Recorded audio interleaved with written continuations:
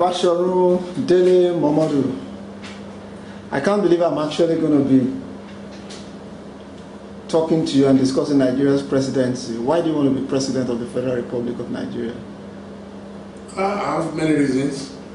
The first is that by being a citizen of Nigeria, I'm qualified to be the president of Nigeria. The second is that by age, I'm qualified to be the president of Nigeria. The third is that by education, I'm qualified to be the president of Nigeria. The fourth is that by experience, I'm qualified. The fifth is that by exposure, I'm qualified. The sixth is that by what I would call antecedents, I've come along. Now, when we talk about antecedents, yes, how come you've promoted Abacha, you've promoted Babangida, you've promoted all the people we see as enemies of the Nigerian state, people who've actually, in one way or the other, looted the public treasury, and you think you will do better than them? How do we relate a man that's used Ovation magazine to promote the same people that has been destroying our country? How do we trust you with the presidency of this country? How do you want us to take you serious? Number one, I object to the use of the word promote. I report. I don't promote. I report the same thing that is reported by The Guardian, by Punch, by Tuesday, by City People, by Comium, by all the newspapers in Nigeria, the News, Tel magazine. There is nothing that is different. There is no one I've ever reported in Ovation that has not been reported by all the other newspapers in Nigeria. Out of over 2,000, 3,000, 4,000 characters that we have reported in Ovation, all the people you mentioned cannot be up to 10. So how come you are emphasizing 10 people out of 2,000, 3,000? But if we look at Ovation magazine, I've not seen the stories of the downtrodden. I've not seen the story of the poor man on the streets of Agege, of that man in Jos. After this interview, I will supply you with stories of hundreds of people, fortunately they're on my laptop, people who you would never have heard of if not for Ovation. And I will start mentioning them. The very first edition of Ovation, we did stories about ordinary Nigerians, fashion designers. You will never have heard of Adebakare. They will never be featured by Hello magazine or OK. You will never have heard of Adebayo Jones. You will never have heard of Kosiba Creations, Yemi Oshikoya. You will never have heard of Marian Ayonote, the shoe designer. You will never have heard of, people like Ellen Irabo, the jewelry designer. These are young, ordinary, hard-working Nigerians who were promoted. If you are talking about promotion, that is promotion. If you talk about the other people, we're talking about events. Are you telling me that each time CNN carries the tapes of Osama bin Laden, they are promoting terrorism? But they are reporting. The job of a reporter is to report. And I don't need to seek EFCC clearance before you report. A journalist must be fair to all. I fought censorship under all the tyrannical governments in Nigeria, and I will never promote censorship. So if I go to interview an Abacha and you now choose to call it promotion, I mean, that is unfair. When you show the houses of the Abachas, the palatial, unimaginable, grandiose palace, these generals built, these politicians who've looted our treasury, what do you hope to achieve, especially knowing that you may have collected, let me finish. Okay. You may have collected money from these same people to be able to publish their stories on your magazine. Okay, let me tell you the first thing. That is where the error of judgment comes from. I went to feature the Abacha wedding, and I told my photographer, Ajayi Oyebo, is alive. I said, Ajayi, this wedding for me is one part of the story. The most important part is that most people have spoken about this house of gold in Kano, but nobody has ever seen it. We must take it. In fact, when we were taking it, I took one of the cameras. I started firing. I said, if they will stop anybody from using a camera, they can face my photographer, but they will respect my status. They won't touch me. So we did that. how Ajayi sneaked behind the house to take the picture of the mausoleum where Abacha was buried. Nobody ever saw where Abacha was buried until television published it. And then Tell and another magazine started reproducing the copyright from Ovation. If I was a publisher elsewhere, I will receive accolades, I will receive credits, but because of the nature of the society we come from, where everybody sees every human being as a rogue, everybody says, oh, he must have collected money. They did not know, but it's not. It is my own secret how I run my business, how I get my stories. I'm able to enter any home to interview even my enemies. How I do it, that's my own secret. If Ovation was such a useless magazine that goes around, cap in hand, begging for such useless favors, nobody will talk to us 14 years after. Today, we're the #1 celebrity magazine in Africa. Today, we're the magazine to beat, we're the magazine everybody is copying. Every newspaper now has an event page, they have lifestyle page, they have society page. You must give me some credit. But seriously, Mr. Momodu, when we look at journalism, where you're coming from, your relationship with Chief MKO Abiola, you've a lot of times told us about your humble background, how you had to struggle in the city of Ife, and a lot of struggle you've gone through.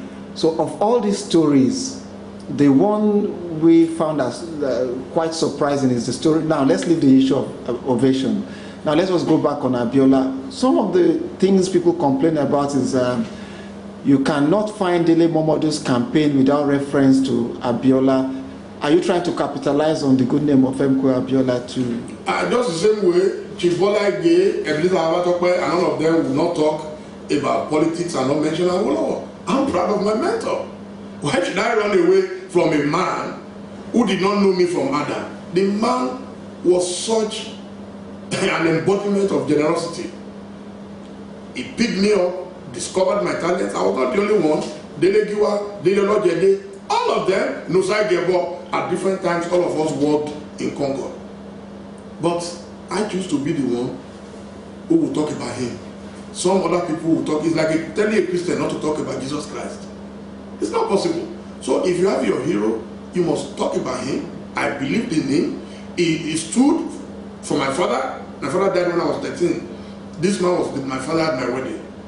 He received my wife from her parents. How do you expect me to forget something? So in fact, one of my biggest strengths today in this society is that people respect me for being a loyal son of Abiola. And I can tell you, I have a most wonderful relationship with his family, from his wives to his children, his first son, even yesterday we were still talking. If you see us, you will think we're born by the same father. In fact, on one occasion, the most senior wife now, Chief Mrs. Bisi Abiola, came to my house. And she was serious. She asked my wife, Madam, are you sure Dele is not Abiola's son? And my wife said, well, I said, the way the man talks, the way the man dresses, the way the man will get to occasions, and he will enliven everywhere, he's jovial, he's generous. And my wife said, no. In fact, the only time my mother ever met Abiola was when Elijah Simbiat Abiola died in 1992, and my mom came from Ilefe to commiserate with Chief Abiola. Still on Abiola, when Abiola was running to become president of Nigeria, he emphasized one major theme: eradication of poverty. He was known to keep referring to his humble background and wanting to liberate the Nigerian people from the yoke of poverty.